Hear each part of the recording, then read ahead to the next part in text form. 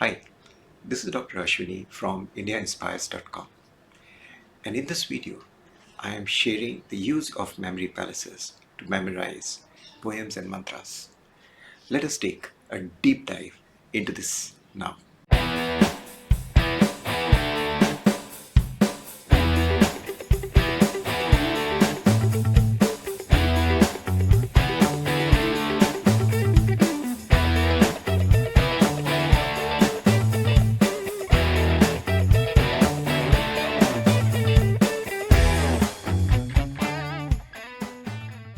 So I'll be reciting a series of mantras starting with a prayer to Lord Ganesha for an auspicious beginning. Ganesh Stuti is followed by a series of mantras including Gayatri Mantra, Shani Mantra, uh, Markatesh Motsav Mantra, uh, Baglamukhi Mantra, and finally we end with the Guru Mantra. So we are going to go through these in a series, and to do it I'll go through my standard practice of putting on these earmuffs, and I will be putting on a blinder so that you can see that I am not taking any visual cues, and I will put on these ear muffs again over and above the earplugs I had used, and this totally attenuates the sound, and we are going to go into a sea of silence from where I'm going to be doing this recitation. So without further ado, let me start with Ganesh Stuti.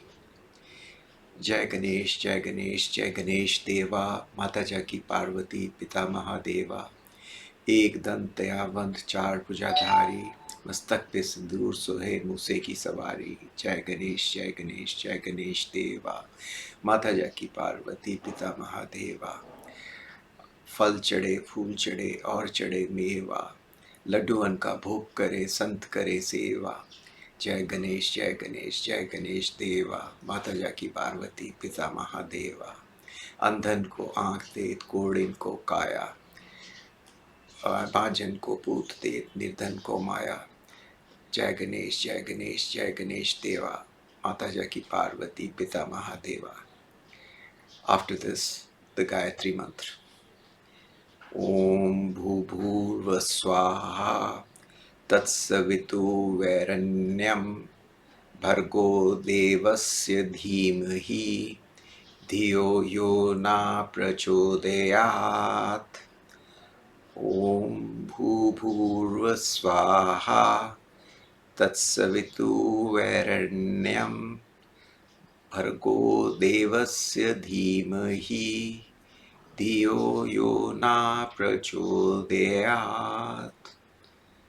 Om Pram Prim Pram Jai Sanishrai Swaha. Om Pram Prim Pram Sah Sanicharai Swaha. Om Pram Prim Pram Sah Shanicharai Swaha. Om Clean Makatesh Mahutsa Sarvyadhi Vinashne Shatrum Sanghar Mam Rakshyam Dapa Dehi Me Clean Om Hiren Baglamukhi Sarv Dushtanam Vacham Dukham Padam Stambam Jiva Kile Buddhim Nasham Hiren Om Swaha.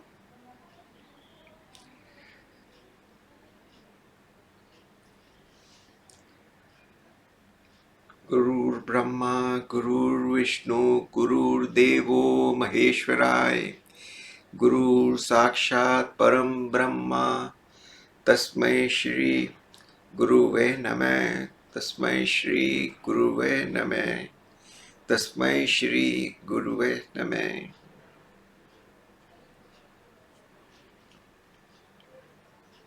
So here I have recited these series of mantras. The first a prayer for an auspicious beginning is a prayer to Lord Ganesha, followed by the Gayatri Mantra, followed by a series of mantras aimed at eliminating problems in life, which is prayer to Lord Shani, followed by a request to Lord Hanuman to eliminate all uh, enemies and issues in life, followed by a prayer to deity Baglamukhi for stopping all enemies in their tracks and keeping my life obstacle free. Finally, I have the Guru Mantra, prayer to my gurus for all that they have enlightened me with. Uh, Thank you.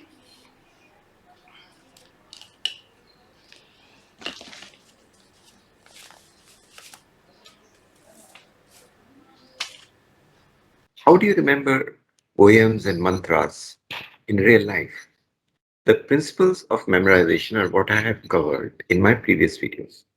Basically, you code the target content into a sequence of visual images. Create as vivid, as vibrant, as extravagant, you know, as many sensual images as you can. Involve your uh, sound or hearing, involve fireworks, involve your sense of smell, sense of touch. If you can actually really visualize that image with all its exaggerations, you can improve your recall dramatically. So more exaggerated the visualization, better the recall. So for example, when I was doing the 7 habits of highly effective people, I have a memory palace which passes through my garden. And at a point of time, the I visualize a very large bee in a beehive in the garden wall. And that is very proactive. It's doing gymming and it's having probiotics and it's a be proactive. So, I can never forget that image. And therefore, I'll pick up that habit naturally when I'm doing the recall. So you locate the images, you create these wild images, and you drop them at specific memory stations in the journey through a memory palace. And then, if you have selected a logical known location map, then without any major effort, it's possible for you to move from station to station in that memory palace and pick up those visual images. And you'll be able to very rapidly decode it into the key message that you have to place. So, what is the memory palace? Memory palace is a key thing in this journey. So, what is the memory palace that I'm using for my poem visualization in this case? So my memory palace for Ganesh Stuti, which I am taking as an example, is my local park. Okay, I go there for morning runs, and over the years, I place the mantras at different locations in the park while I'm running. And these can be the park gate, park entrance. It will be the willow tree. There is beautiful weeping willows on the path, that I take for my run. And depending on my mantra, there will be trees which will have that visual image which I'll locate there. It can be a park bench that I encounter in my run. It can be a beautiful showerhead of flowers, a flower bed that I'll be encountering in my run. It'll be the park gazebo. And, as I'm running, I have these places which I come across, a park corner, different park bench, a children's playground, the gymming, the field gymming area. And I can place so much of content in that memory palace, and I do. And the trick is that it's a journey. It's not that I have to take that time in my recall. I have to actually go through all those places, but that's my journey, and I have put information there, and I'll be recalling it from there when I do my recall. And how do we do it for poems and mantras? So you do the same thing. You actually code the target poem into a sequence of images. If you can intelligently understand the poem and visualize the content, it's very easy. And strictly speaking, poems are such amazing visual experiences.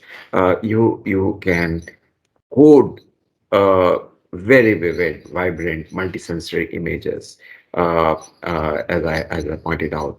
And the poets are amazing people in the way they conceive that entire, work of literature. It is very easy to learn poems and place them on the visual images and different memory stations in your journey through that memory palace. Of course, there are a few situations that you have to take into account. For example, quite a few times you may not understand what is being talked of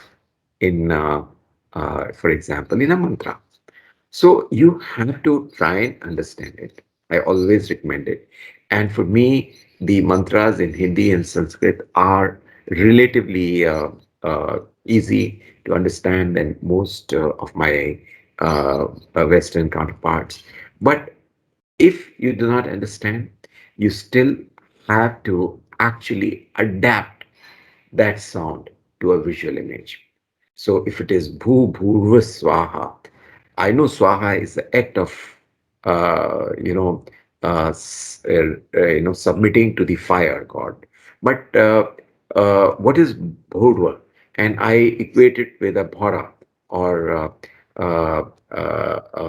or a bug, and it's a big bug, and it is in the flower bed, and you actually have it buzzing there, and you then adapt a storyline on that visual image.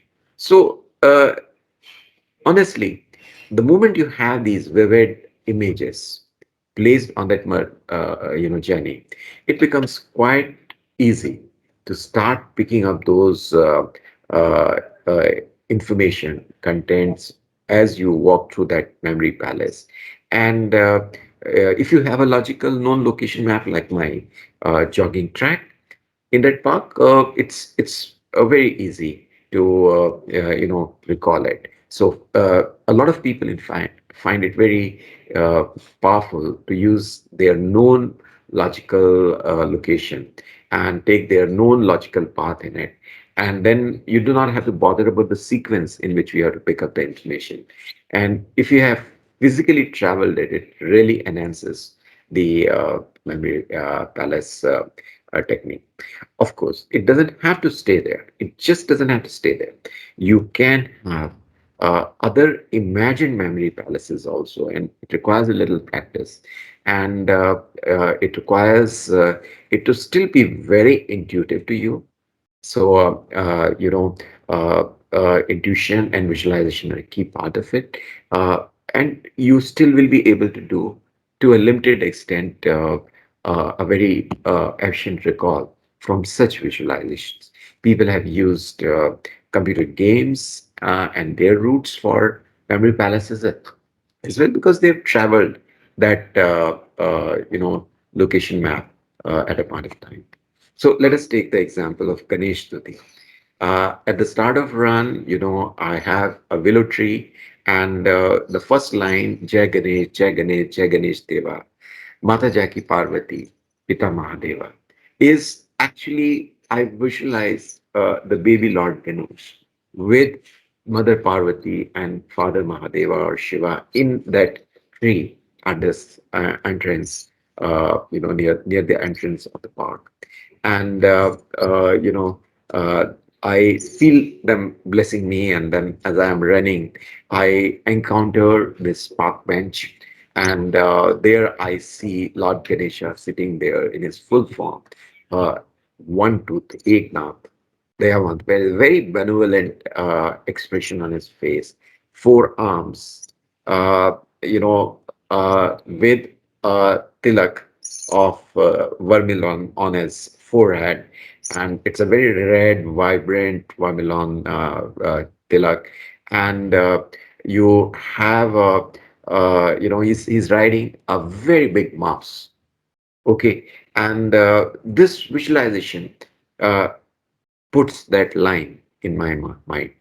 And then the fact is, after each of these, uh, internal lines, you have to repeat the first line. So then you repeat it, and then you go on to the next memory station, which is the flower bed. And here, you have all these flowers, and so the line is "Fal chade, fool chade," और चढ़े मेवा, लड्डुओं का भोग करें, संत करे सेवा. So you visualize the Lord being offered fruits and flowers and dry fruits, and him gracefully taking the laddu and being served by saints around that flower bed. And that anchors that image in your mind. And you then go on to the next memory station, which is the Park Gazebo.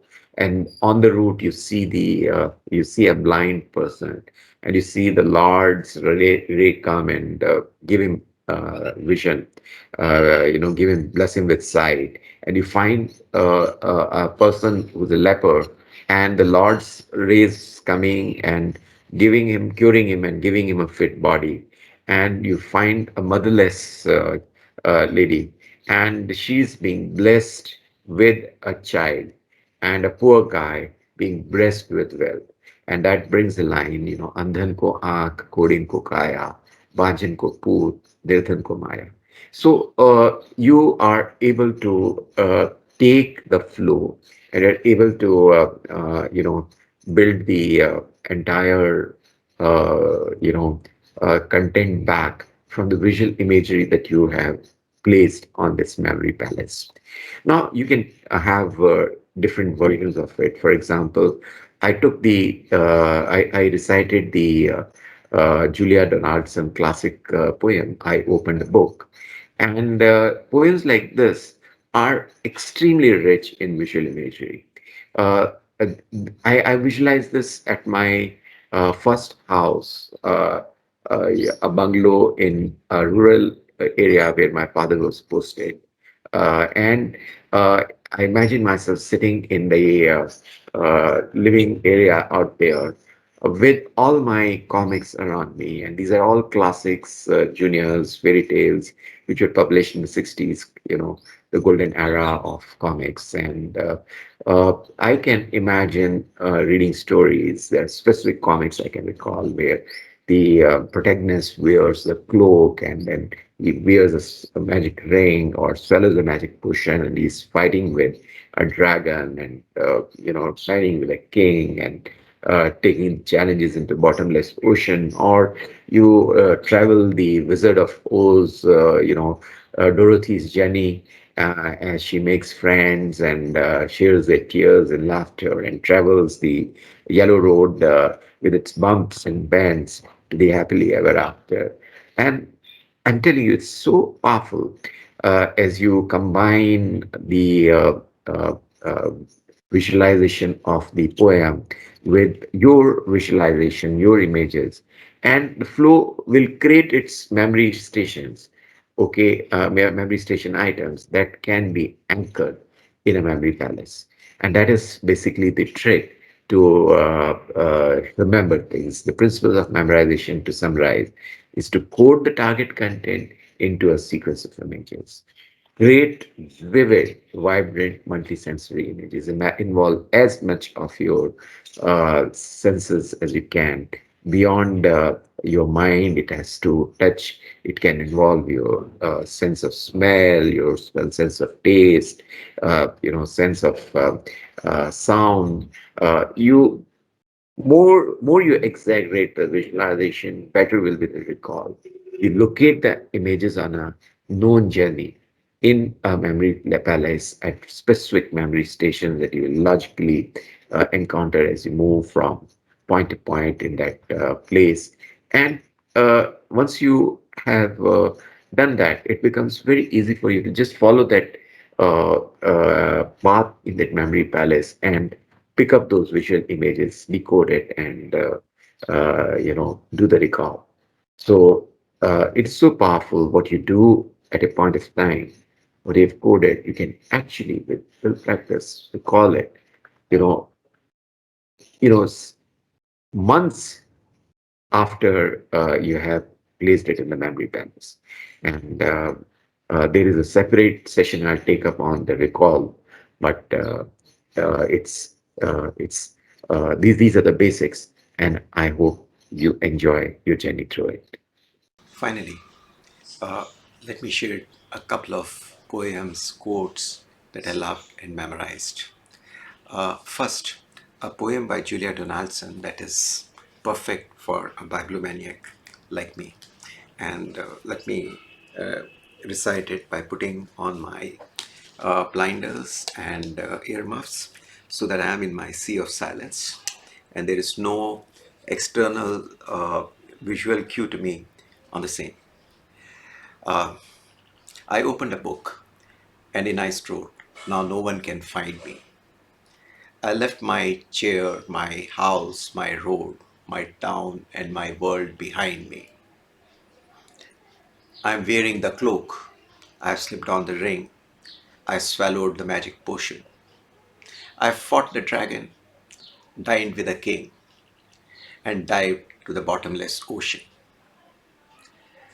I opened a book and made some friends, and shared their laughter, and traveled their road with its bumps and bends to their happily ever after. I finished the book, and out I came. Now the cloak can no longer hide me. My house, my chair, they are the same, but I have changed. The book is inside me. So this is actually a wonderful poem. I have also incorporated it uh, in my series of posts on my reading habits, and you will get a link to that in the description below. If you really enjoyed my memory journey, let me share a quote back with you. अभी तो असली उड़ान है बाकी, अभी तो इरादों का इम्तिहान है बाकी, अभी तो नापी है मुट्ठी भर ज़मीं, अभी तो पूरा आसमां है बाकी. The entire sky is still awaiting me. I've just measured a fistful of earth. So, on that quote, my key messages are very simple. If you have liked the memory journey so far, do click on the like button below. My next video will be on memorizing names, and if you wish to receive alerts on future videos, do click on the subscribe button below. That is the red subscribe button below the video so that you can get alerts as the videos are raised. And I look forward to seeing you in the next video. Thank you.